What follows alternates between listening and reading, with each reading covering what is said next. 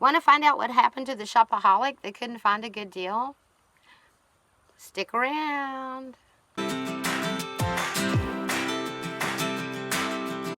Welcome to my goat shed life, where I turned an old abandoned goat shed into a tiny house, because you can do any darn thing you set your mind to do. Hey, before we get to the story, if you haven't already, please subscribe to my channel and hit that little bell, ding-a-ling, so you'll get notifications of future videos. I was out here doing this video on being tiny, and I have to tell you, I just could not resist telling you a joke. So there's this fancy hoity-toity girl, and she went down to Louisiana, and it wasn't going to do that she didn't get herself a pair of alligator shoes. So she shopped, and she shopped, and she shopped, and everywhere she went, she said, man, I just can't find a bargain anywhere.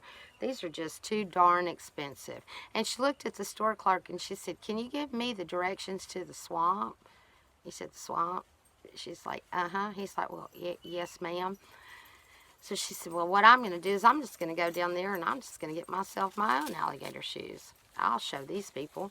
So out the store she goes. When the store clerk got off work that afternoon, he decided he would go down and see what happened to the hoity-toity girl. So he drove down by the swamp, and there she was, knee-deep out there in the swamp. And as he drove up, he noticed there were 4 ginormous alligators all laid out on their back in the sand. And here she comes dragging this 5th one up onto the sand, and she throws him down and she rolls him over, and she looks at the clerk and she says, oh my God, this is the 5th barefooted alligator I found.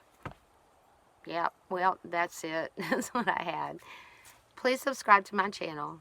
Give me a thumbs up and come back and see me soon. Thanks. Bye.